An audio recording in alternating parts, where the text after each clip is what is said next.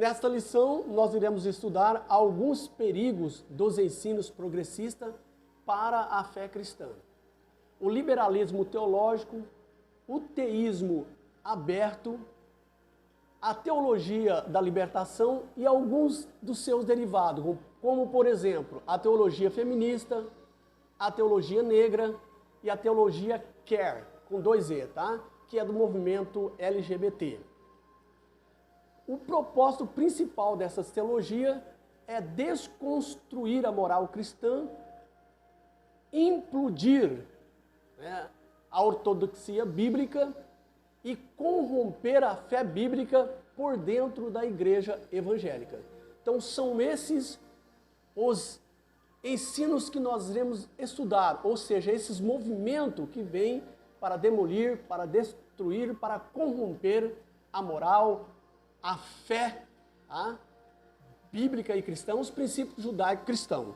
Então são esses movimentos que nós iremos estudar nessa lição.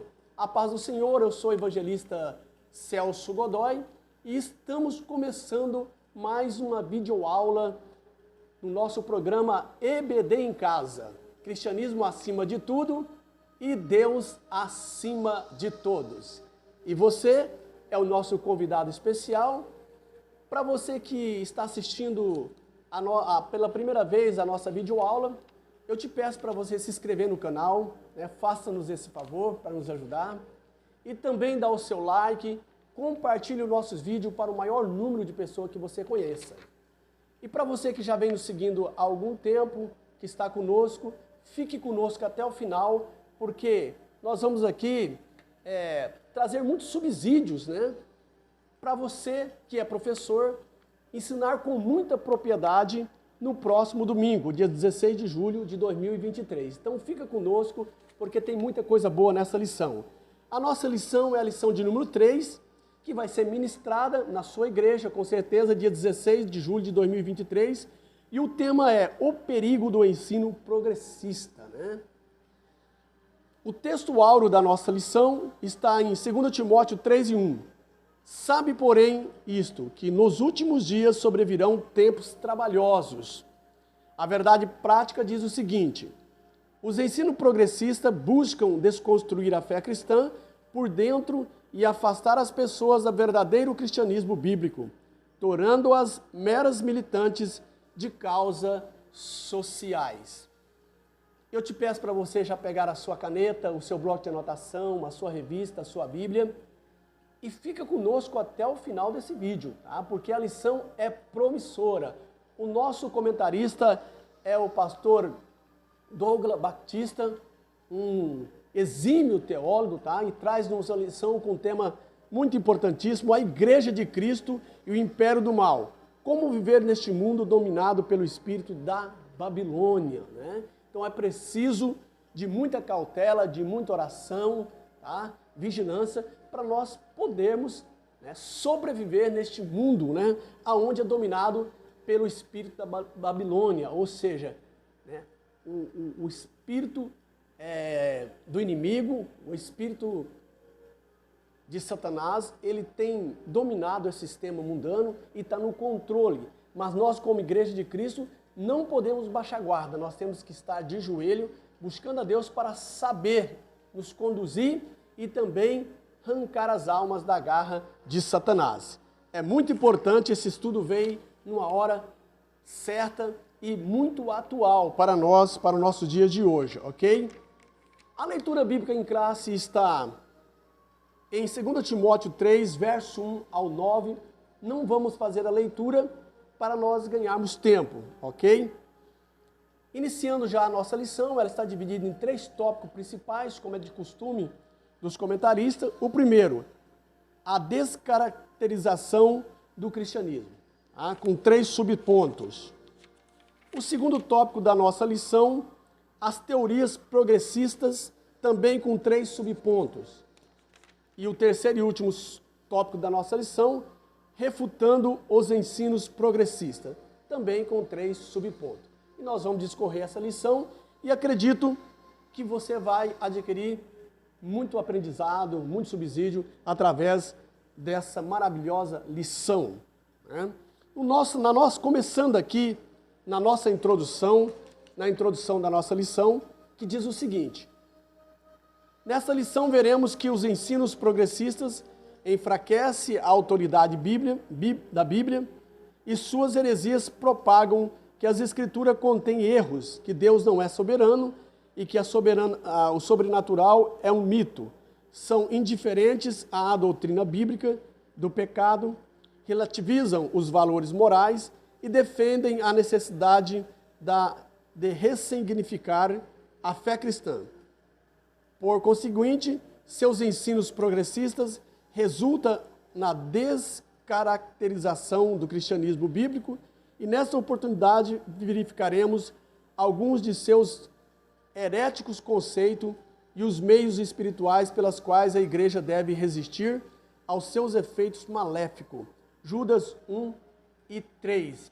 Então nós vemos aqui na introdução que esse movimento progressista, ele anula a soberania de Deus, ele não crê no sobrenatural, nos milagres que estão na Bíblia, ele se considera como mito, e assim ele quer ressignificar a fé cristã. Então é o objetivo deles e nós precisamos combater, fazer apologia até que Cristo volte, porque eles vêm com tudo, para desmoralizar, para desacreditar, para descaracterizar a fé cristã. Mas aquele que está conosco é maior do que está no mundo, nos diz a palavra de Deus. No primeiro ponto da nossa lição, nós temos a descaracterização do cristianismo, no primeiro tópico da nossa lição. E no seu primeiro ponto, a deterioração moral. A expressão bíblica últimos dias faz alusão ao período anterior à volta de Cristo, sendo retratado como um tempo extremamente difícil, 2 Coríntios 3 e verso 1. O apóstolo Paulo alerta que o comportamento humano estará associado à impiedade, caracterizada pela profunda degradação moral, 2 Timóteo 3, verso 2 ao 4. Por isso, a lista paulina é uma descrição da escalada dos pecados na sociedade e o enfraquecimento da doutrina bíblica e o relativismo que não aceita norma moral absoluta, instigam a má conduta da humanidade, o atual e alarmante crescimento do pecado é uma indicação de que já vivemos esses últimos dias.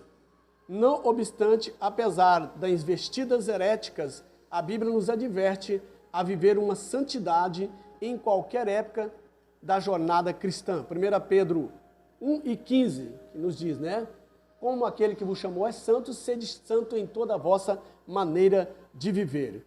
E também o versículo 23 e 25.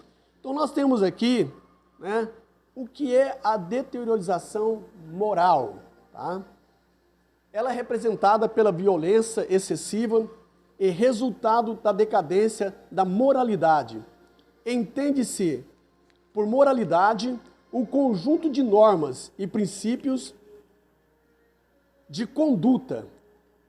Na atualidade, a moral é princípio de conduta que decai com o passar do tempo, Então nós vemos aqui um conceito de a deterioração da moralidade. Nós vemos que esse movimento progressista, ele tem tentado minar, certo, a moral cristã, deteriorar a ortodoxia cristã, minando assim por dentro, a fé evangélica dentro das igrejas. Então nós precisamos de muita oração, de muito estudo para combater esses movimentos progressistas que vêm também desconstruir a moral cristã, a família e normalizar a imoralidade.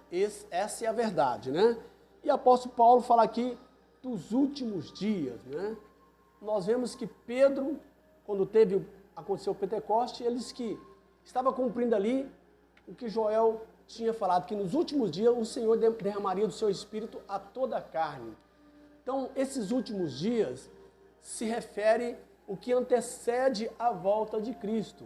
Alguém diz, mas há muito tempo. Mas para Deus, um dia é como 1000 anos e 1000 anos é como um dia para Deus, porque Ele vive no tempo atemporal.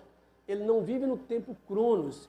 Então, para Deus não existe passado, mas só presente, o aqui e o agora. O que aconteceu há milhões de anos está presente, patente e nu aos olhos de Deus. Então nós estamos vivendo a questão desses últimos dias que o apóstolo Paulo fala, é referente ao arrebatamento da igreja. A qualquer momento a igreja pode ser arrebatada. E por isso nós devemos estar preparados e combatendo o bom combate, como o apóstolo Paulo diz. Tá? Não podemos baixar guarda, mas combater o bom combate, né? Como o apóstolo Paulo diz, terminei a carreira, combati o bom combate e me resta a coroa que o Senhor me dará naquele dia. Para todos aqueles que ficaram fiel à palavra de Deus. A você, a mim e todos quantos Deus chamarem para a sua obra. Avançando para o segundo ponto do primeiro tópico da nossa lição, a erosão da ortodoxia. O ensino progressista representa um ataque teológico à ortodoxia bíblica. Suas teses reduzem o texto bíblico a um mero registro de experiências religiosas.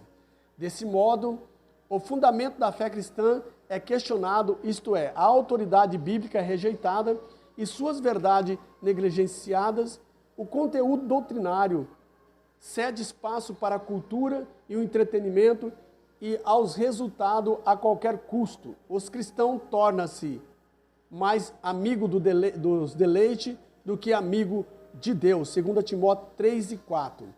A vida em igreja fica desprovida do poder do Espírito Santo, sendo incapaz de ser instrumento de transformações do caráter das pessoas.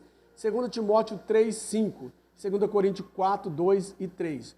Portanto, não podemos negociar a verdade de que a Bíblia é a única revelação escrita de Deus, dada pelo Espírito Santo, capaz de constranger a consciência dos pecadores, segundo Timóteo 3, 16 e 17.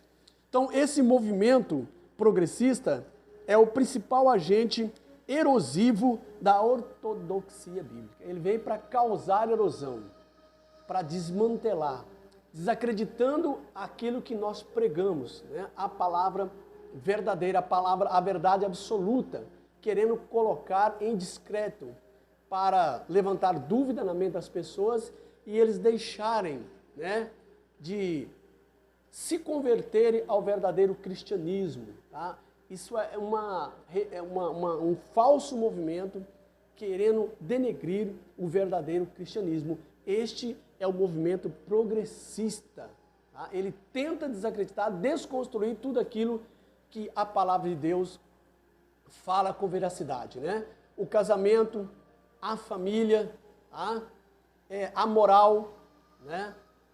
A pregação contra o pecado. Eles tentam normalizar essas coisas em detrimento da verdade bíblica.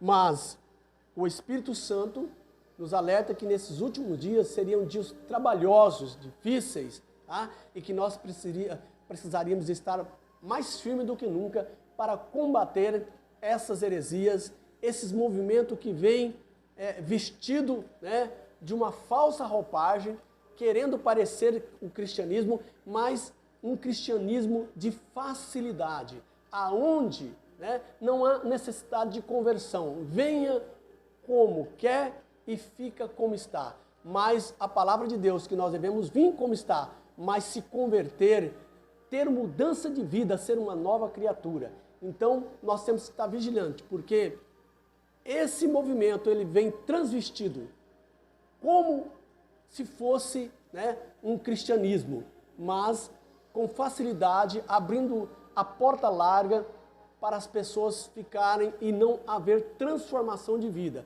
E a Bíblia diz em Mateus capítulo 7, versículo 13 e 14, que apertado é o caminho que conduz à vida eterna, mas espaçoso é o caminho que conduz à perdição eterna. Tá? Então, o caminho que conduz à perdição eterna tem consequência. Qual é a consequência do caminho que conduz à perdição eterna? O inferno. qual é a consequência do caminho estreito que conduz, né, à vida eterna? Céu. Então, existe duas alternativas para o homem. Jesus advertiu aos homens, né, dizendo que só há dois caminhos. E que nós, se quisermos ir para o céu, nós precisamos de renunciar ao pecado. Andar no caminho estreito, entrar pela porta apertada, ou a porta estreita e o caminho apertado, aonde exige renúncia, né? Exige de uma vida, né, cheia de renúncia, né, que não venha a comunar com o pecado. Porém, aqueles que escolhem andar no caminho largo, eles vivem uma vida de devassidão, né, de mão dada com o mundo e praticando tudo aquilo que contraria a palavra de Deus.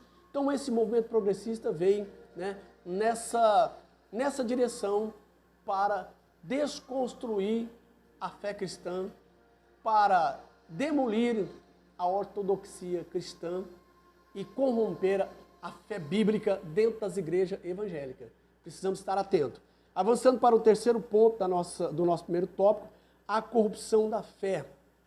Com o caráter humano maculado e a corrosão da ortodoxia, promovidos pelo progressismo no ensino, o cristianismo e a fé bíblica são descaracterizados. Não por acaso o apóstolo Paulo acrescenta as práticas dos falsos cristãos. 2 Timóteo 3, 2 ao 4. Vamos dar uma lida aqui em 2 Timóteo 2, 3 ao 4. Tá? Capítulo 3, verso 2 ao 4. Porque haverá homens amantes de si mesmo, avarentos, presunçosos, soberbos, blasfemos, desobedientes a pais e mães, ingratos, profanos, sem afeto natural, irreconciliáveis, caluniadores, incontinentes, cruéis, sem amor para com os bons, traidores, obstinados, orgulhosos, mais amigo dos deleites do que amigo de Deus. Então essa é a característica desse movimento progressista que vem aqui trazer, né, corromper a fé cristã, ok? Não por acaso o apóstolo Paulo acrescenta as práticas dos falsos cristãos. A repulsiva conduta da luxúria e de vários concupiscência, segundo Timóteo 3 e 6. Os hereges cativam as pessoas por meio da sedução e do engano. Escravos que são das paixões, eles acreditam que os prazeres do corpo não podem contaminar a alma. Por isso, os pecados morais, a libertinagem e o abuso do corpo são tolerados, tais como a prostituição, a ideologia de gêneros, as drogas, o aborto, o relativismo moral, etc. e etc. A rebeldia e a ausência da genuína conversão os impedem de alcançar o conhecimento da verdade, segundo Timóteo 3 e 7. Nós vemos aqui em 2 Timóteo 3 e 7 que aprende sempre e nunca pode chegar ao conhecimento da verdade, é o que diz 2 Timóteo 3 e 7. Por fim, o engano desses mestres e seus seguidores será objeto de juízo divino, 2 Timóteo 3 e 8. Qual é o juízo divino? E como Janes e Jambre resistiram a Moisés, assim também esses resistem à verdade, sendo homens corruptos de entendimento e réprobos quanto à fé. Não irão, porém, avante, porque a todos será manifesto os seus desvários, como também foi o daqueles. Tá? Então aqui está o juízo para essas pessoas que tentam e querem corromper a fé cristã. Tá? E eles usam, né, a teologia deles é o hedonismo. Tá? O que é o hedonismo? É o prazer acima de tudo. Não quero nem saber se eu vou ter que pisar em cima de alguém, se eu vou ter que matar alguém, para mim ter, né, essa satisfação, tá? O prazer, certo? A qualquer custo. Ostentar a luxúria a qualquer custo, independente do que eu tenho que fazer ao meu próximo, tá? No que eu vou prejudicar ele para me obter esses prazeres, chamado hedonismo, a teologia do hedonismo, ok? Avançando agora para o nosso segundo tópico da nossa lição, tá? As teorias progressistas. Vamos ver aqui as teorias progressistas. Primeiro ponto, a desconstrução da Bíblia, né? É o objetivo dessas teorias progressistas. O ensino progressista é o desdobramento do liberalismo teológico.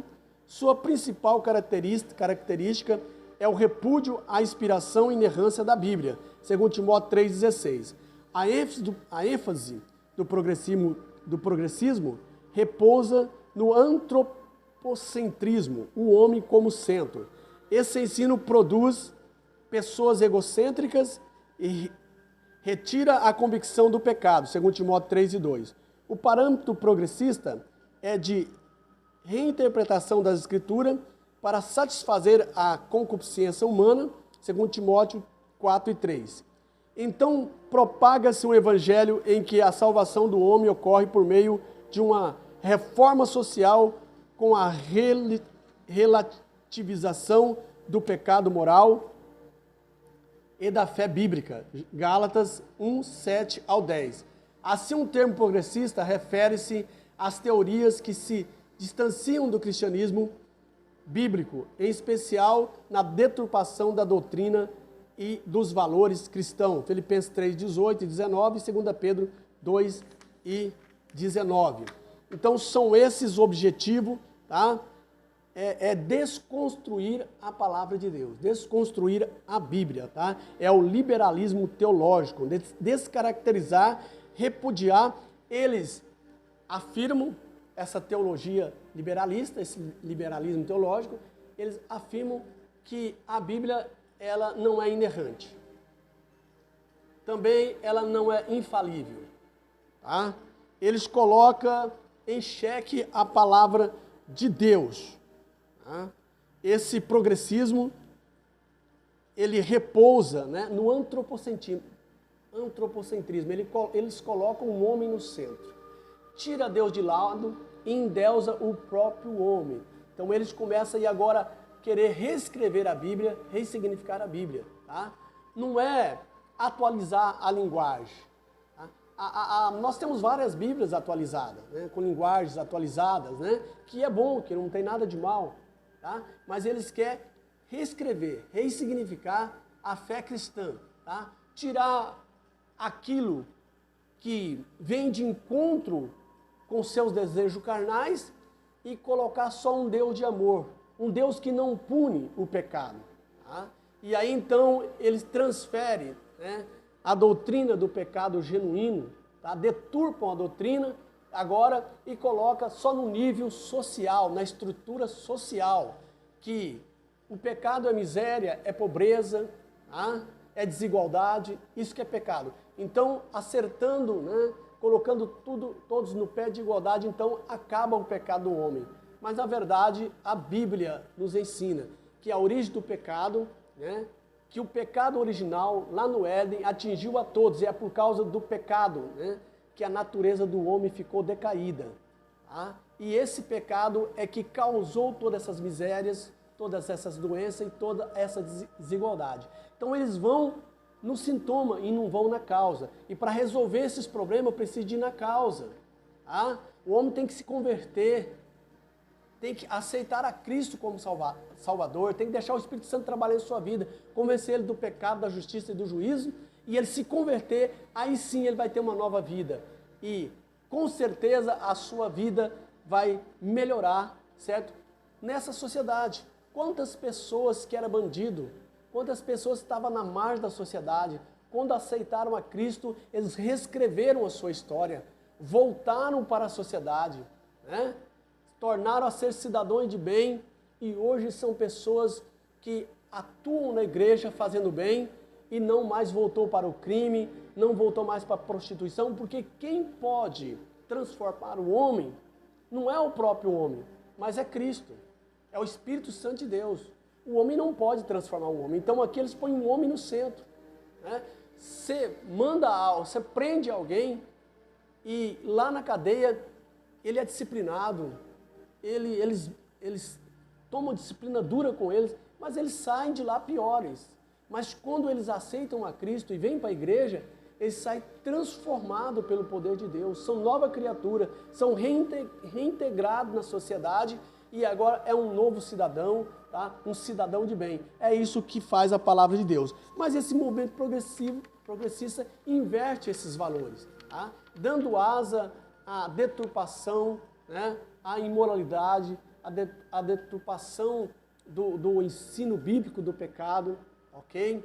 E também dando asa à imoralidade, dando asa a tantas aberrações que vêm minar, desconstruir a ortodoxia bíblica. Tá? Mas nós precisamos de batalhar e fazer apologia contra esse movimento que é nocivo à fé cristã. Avançando para o segundo ponto do nosso segundo tópico, o teísmo aberto. Tá? Nós temos aí dois tipos, né, de teísmo agora, né? É o teísmo aquele que tem os princípios judaico-cristãos, que é o teísta, né? O teo é Deus, né, no centro, é Deus acima de tudo, né? Então, esse é o teísmo bíblico, tá? Mas aqui nós temos agora algo para confundir a mente até mesmo dos cristãos, que eles, né, reinventaram o teísmo aberto. O que é o teísmo aberto? Outra corrente da teologia liberal progressista. Isso que é o teísmo aberto. É o ensino do teísmo aberto. Nessa teologia, Deus é limitado. Não conhece o futuro em detalhes, não exerce o controle absoluto sobre o universo e nem sobre a vida humana. Afirma-se que o conhecimento divino das coisas que estão por acontecer depende das ações livres do homem. Rejeita-se o conceito de presciência, em que Deus sabe todas as coisas antecipadamente. Nessa heresia, Deus foi repreendido pelo pecado no Éden e foi surpreendido pelo pecado no Éden e reforçado a redesenhar a história, Gênesis 3, 8, 19. Essa é a ênfase extremada nas decisões do homem, sacrifica a soberania de Deus e a autonomia divina, anula o que a Bíblia ensina sobre a queda e a corrupção do gênero humano, afetando assim a doutrina da providência divina e da presença do mal moral no mundo. Logo, embora seus postulantes não reconheça publicamente a conclusão, é bem lógica. Se Deus não é soberano, então não faz sentido orar a Ele. Então é isso que eles querem fazerem, né? Trazer uma religião light, né? Sem necessidade de oração, sem necessidade de consagração, de renúncia de pecado. É o que nós vemos hoje. Infelizmente está adentrando a igreja, né? Já se vê muito pouco hoje os pastores tirar 30 dias de oração, de consagração, né? Já se vê muito pouco hoje o pastor ensinar sobre jejum, ok? De consagração, porque são esses elementos, a oração, a consagração e a vigilância, que faz nós vencermos o pecado. Porque sem esses elementos, nós não conseguiremos vencer o inimigo de nossas almas. Porque Satanás, ele não respeita tempo de igreja, carteirinha de evangelista, né, credencial de pastor, mas ele respeita um crente que está de joelho, um crente que consagra. Mas é isso que esse movimento vem introduzindo no meio da igreja, é isso que o teísmo aberto vem introduzindo. Uma igreja light, que não ora, que só quer movimento, que quer só palco, holofotes, né? Que quer só fama, glamour. E aí, as coisas necessárias para a sobrevivência, para a fé cristã, que é a oração, que é o jejum, que é a comunhão, né, vai deixando de lado. E com isso aumenta também nessa questão o desigrejado, que já não estão mais congregando, estão congregando em casa. Então vira uma torre de Babel para minar, para desacreditar a ortodoxia bíblica, a fé cristã, a fé bíblica. Eles desprezam a soberania de Deus. Tá? Nós temos um resumo aqui desse teísmo aberto. Veja bem, consiste numa prática teológica onde são retiradas alguma das principais características de Deus. Veja bem, eles tiram a onipotência de Deus, a onipresença de Deus e a onisciência de Deus. Tá? Veja bem que exagero, né? Essa corrente é também conhecida por teologia da abertura ou da abertura de Deus ou da abertura de Deus. É conhecida essa corrente. Tá? Então, o teísmo é conhecido como a teologia ou a corrente da abertura de Deus. Ok? Agora vocês veem aonde eles estão chegando. Eles põem a palavra de Deus em xeque, desconsidera, coloca os atributos de Deus também em xeque, Deus não é onipotente, é onipresente, e que ele foi surpreendido no Éden quando o homem pecou. Não. Deus, na sua onisciência, ele já sabia de tudo, ele sabe de tudo, tá? Ele já tinha o seu plano já previsto para essas coisas, ok? Ele já estava consciente, ele já tinha conhecimento e ele já estava preparado para a situação, embora Deus não quisesse que o homem, né, pecasse contra ele. Mas uma vez que o homem não foi criado como robô, né, não foi robotizado, não foi autônomo, mas foi um ser de livre-arbítrio, com livre-arbítrio, e ele tinha poder de decisão, poder de escolha. E o homem escolheu pecar contra Deus. Mas Deus não foi surpreendido. Embora Deus, né, a Bíblia diz que ele ficou triste com a humanidade, que ele não queria esse caminho para a humanidade, né? Houve o grande dilúvio, né, que matou todos os antediluvianos, certo? Por causa do pecado, mas Deus tinha um plano para a humanidade. Deus não deixou a humanidade desamparada. Ele já tinha o seu Filho amado para salvar a humanidade, o Cordeiro Pascual, né?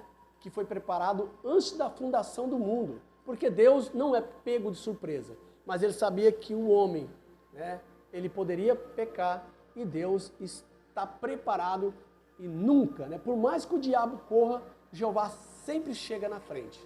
Tá? Acredite nisso. Ele não perde nenhuma batalha. Ele é vitorioso, por natureza. Tá? Avançando para o terceiro ponto da nossa lição, refutando os ensinos progressistas. Ok? Ainda no nosso segundo tópico, nós temos aqui a teologia da demitologização. Tá? Tirando eles querem tirar o mito da Bíblia, o que esse ensino progressista quer dizer, tá? Então, ainda no terceiro e último ponto, no segundo tópico, antes de nós avançarmos para o terceiro e último tópico, nesse terceiro ponto, a teologia da demitologização. Em 1958, Rodolfo Bultmann, tá, propôs um programa de demitologização do texto bíblico. O mito é uma história de caráter religioso que não tem fundamento na realidade e que se destina a transmitir um conceito da fé. Para essa teologia alemã, para essa realidade que se destina a transmitir um conceito da fé. Para esse teólogo, melhor dizendo, alemão, havia mitos na Bíblia e era preciso separá-los da verdade. Nesse pensamento, o céu e o inferno, a tentação, os demônios e a possessão demoníaca passam a ser vistos como mitológicos, até a doutrina da concepção, do nascimento vaginal, ou virginal, melhor dizendo, e a promessa da vinda de Cristo são classificados como mitologia. Nessa teologia, a Bíblia só é crível, e se dela forem extirpados os milagres, os ensinos, os sinais e outras revelações sobrenaturais. Em oposição a esses disparates, ratificamos que a Bíblia é a verdade plena de Deus, atestada pelo Espírito Santo, sustentada pela história e confirmada por milhões de pessoas, alcançada pela fé em Cristo Jesus. 2 Pedro 1:21. Então, segundo esse teólogo, né, pseudo-teólogo, tá? Um homem muito culto, né, chamado Rodolfo Bultmann, tá? Ele desmitologiza a Bíblia, ele tira ele considera os demônios como mito, a ressurreição como mito, o sobrenatural como mito, o nascimento de Cristo como mito, e o que fica da Bíblia? Esse movimento certamente não prospera, não tem vida, porque se tirar isso da Bíblia, o que faz o cristianismo, né, ficar vivo é a ressurreição de Cristo, é os milagres, certo? É o sobrenatural, é o nascimento de Cristo, é que sustenta, a ressurreição de Cristo é que sustenta o cristianismo. Se o camarada tira tudo isso, esse movimento está suscetível ao fracasso. Eu creio que já não tem mais nem mais sinal desse movimento, é um dos piores que tem desse movimento progressista, é essa teologia de Rodolfo Bultmann, embora um grande homem intelectual, mas porém bem ignorante na questão bíblica. E ele faz isso com muita ênfase, né? E muitos despreparados, muitos incautos têm caído nessa falsa teologia, tá? Até é difícil falar esse nome, da demitologização da Bíblia, tá? Tirando todo o sobrenatural, tirando a ressurreição, os milagres e deixando a Bíblia aí desprovida de tudo isso. Isso aí não tem sustentamento, não tem base, né? Porque nós, na verdade, né, a palavra de Deus ela é plena, né? Atestada pelo Espírito Santo de Deus, sustentada pela história e confirmada por milhões de pessoas alcançadas pela fé em Cristo Jesus. Quando Pedro faz aquela pregação no dia após o Pentecoste, só 3.000 homens converteu. Pessoas que se renderam ao Evangelho por causa que o cristianismo ele é vivo. É a verdade absoluta, não é relativa, tá? E não é uma mitologia. O demônio existe, o inferno é real e o céu é real, tá? O inferno é o lugar do juiz de Deus e o céu é o paraíso dos salvos. Isso não é verdade. Então não queira pôr em descrédito, porque não vai ter, né? Não vai ter aí sustentação para essa teologia furada e barata. Avançando para o segundo ponto, ensinando as doutrinas bíblicas. A grande comissão confiada à igreja consiste em fazer e ensinar discípulos. Mateus 28, 19 e 20. Ide por todo mundo, pregar o evangelho a toda criatura. Quem crer e for batizado será salvo, mas quem não crer já está condenado. Então a razão da Bíblia é a fé, né? Não é a razão humana, mas é a fé. É pela fé que nós somos salvos. Está lá em Efésios capítulo 2, 8, versos 8 e 9, 7, 8 e 9, né? Pela graça sois salvos através da fé. Isso não vem de vós, mas é dom de Deus, para que o homem não se glorie, né, em si mesmo, tá? Então tira o homem do centro, ok? É Deus no centro, nada de antropocentrismo. Ensinando as doutrinas bíblicas, a grande comissão, como já disse, né, foi confiada, compreende uma ordenança proclamadora e um mandamento educacional. A incumbência é tanta de formação quanto de transformação do indivíduo.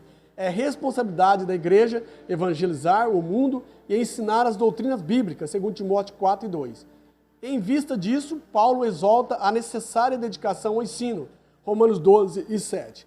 A atividade é essencial para instruir, expor e corrigir o erro, segundo Timóteo 3,16. Essa atuação é primordial na transformação da velha natureza, Efésios 4, 22 e 24. Formação de caráter cristão, Efésios 4 e 13, resultando no genuíno crescimento de uma igreja espiritualmente saudável e doutrinariamente bíblica, Efésios 4 e 16. Então, o ensinamento, né, as doutrinas bíblicas, foi dada por Cristo e a responsabilidade à igreja, a grande comissão. A igreja, quando Jesus disse lá em Atos dos Apóstolos, capítulo 1 e verso 8, se não estou equivocado, ficar em Jerusalém até que do alto vós sejais revestidos do Espírito Santo e sereis-me-eis testemunha tanto na Judéia, em Samaria, tá, até os confins da terra. Então, o objetivo da igreja na terra é ser testemunha de Jesus. E esse ser testemunha de Jesus implica ensinamento bíblico, tá? Conversão, convencimento pelo Espírito Santo de Deus, tá? É didático. Você vai pregar a palavra e depois você vai, aquelas pessoas que foram convencidas pelo Espírito Santo, você vai ter a obrigação e a incumbência de ensiná-las através da palavra de Deus. Tá? Hoje, nós somos a igreja que mais ganha almas do mundo, mas também é a que mais perde. Por quê? A falta do ensinamento bíblico, tá? A evangelização pessoal, após a pessoa aceitar a Cristo, o pecador aceitar a Cristo, é preciso de pegar o seu nome, né, o seu endereço, e fazer um estudo bíblico com ele, para que ele venha se fortalecer e se alicerçar na fé. Porque mais tarde, certamente, as doutrinas heréticas, o movimento progressista vai atacar essas almas, vai atacar essas pessoas que se converteram ao Evangelho. E se ela não tiver um ensino, um alicerce, né, na rocha que é Cristo, certamente ela será engolida por esse movimento. E é por isso que Jesus disse, ide por todo mundo, ensinai todas as nações. Aqueles que creem e for batizados será salvo. Tá? Então o ensino é necessário. Quem convence é o Espírito Santo, quem converte é o Espírito Santo, mas quem ensina é nós através do Espírito Santo de Deus, para que as pessoas tenham sustentação e não venham desviar da genuína palavra de Deus, porque os movimentos heréticos, os movimentos progressistas estão aí batendo nas portas. E se o crente não estiver preparado, ele pode cair nessa esparrela das heresias progressistas, ok? Avançando para o terceiro ponto do último tópico nosso, do terceiro tópico. Enfatizando a santificação. O fortalecimento da autoridade bíblica e o aprendizado das doutrinas cristãs precisam estar atrelados a uma vida de santidade. 1 Pedro 1,16. O verbo santificar vem do grego agiosó, que significa separar, purificar, consagrar. O adjetivo santo é a tradução do vocábulo ágios. Desse modo, a santificação é a operação do Espírito Santo em manter o crente separado do pecado e consagrado a Deus. Romanos 12, verso 1 ao 2. Quando Paulo diz, né, que ele implora para os irmãos, tá? Que santifiquei-vos, que renovei a vossa mente, não se conformeis com este mundo, ó Paulo disse. Né? Rogo-vos, pois, irmão. Paulo roga, ele faz ali um apelo aos irmãos para que viva na santidade. Romanos 12, verso 1 e 2. E a continuação da obra iniciada na regeneração, Efésios 1 e 13, quando o salvo recebe novidade de vida, 2 Coríntios 5 e 17. E se estende até o dia da glorificação do crente, Romanos 6, 22. A ênfase está na obediência à palavra de Deus, Tiago 1 e 22. No abandono das concupiscências, 1 Pedro 1, 13 e 14.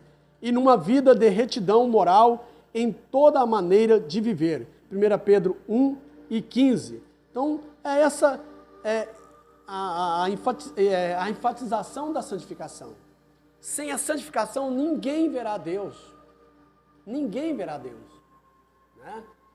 Sem a santificação, esse é o distintivo para que nós possamos ter comunhão com Deus, intimidade com Deus e ver a Deus como Ele é, né? Na pessoa de nosso Senhor Jesus Cristo, que é a imagem, né, expressa da glória de Deus para com os homens.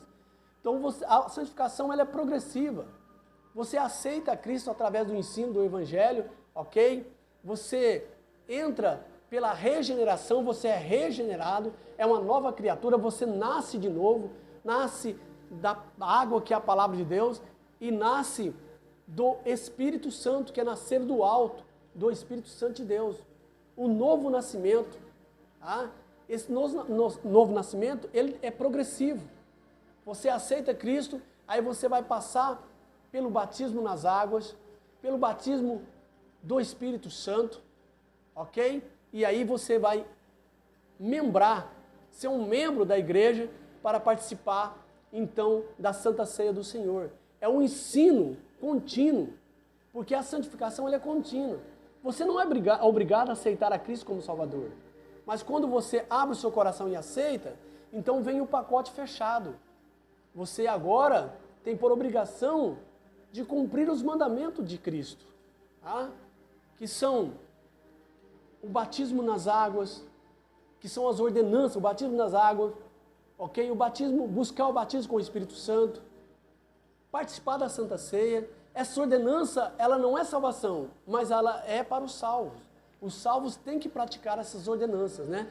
Aí vem, depois de um ensino genuíno da palavra de Deus, vem a santificação, né? Você vai santificar a sua vida porque ela é progressiva. Você santifica hoje, santifica amanhã e até a volta de Cristo é um processo a santificação, ok? E aí, dentro dessa santificação, desse processo de aprendizagem, dessa integração na Igreja de Cristo, você vai aprender e ser fiel em dar o dízimo, tá? Em dar a oferta, que é para a obra do Senhor. Tá? Você vai aprender para que é destinado o dízimo e as ofertas. Você vai aprender a fazer a obra social. Então, a santificação é um processo em que você não para, até chegar o dia do arrebatamento da igreja, e que seu corpo, né, vai ser transformado e você vai ser uma criatura perfeita, como, né, são os anjos, ok? No arrebatamento da igreja. Então é um processo, a santificação. E aqui nós estamos encerrando, né, mais esta lição bíblica maravilhosa e partindo agora para a conclusão, ok? A Escritura adverte que a conduta humana dos últimos dias é de repulsiva descaracterização da fé. A heresia progressista crítica às Escrituras promove o enfraquecimento da ortodoxia, instiga a frouxidão moral e afasta as pessoas do verdadeiro cristianismo. Contudo, a postura da igreja não deve ser de inércia, mas de resistência à iniquidade. A defesa da fé ocorre quando os valores imutáveis e atemporais da Bíblia são exercitados pelo poder de Deus na vida diária do crente salvo. 1 Coríntios 2, 4 e 5. Aleluia! Então nós devemos estar atentos, sempre cada dia mais firme, né? Nada nos poderá separar de Cristo, tá? Nada nos pode afastar do amor de Deus e que nós possamos cumprir com o nome de Jesus Cristo até os últimos dias, até o arrebatamento da igreja, buscando as almas para o reino de Deus. Meu querido, um beijão no seu coração, que Deus abençoe sua vida. Não se esqueça de inscrever no canal, de dar o seu joinha e de compartilhar o nosso vídeo. Até o próximo vídeo, bye bye, que fique com Deus.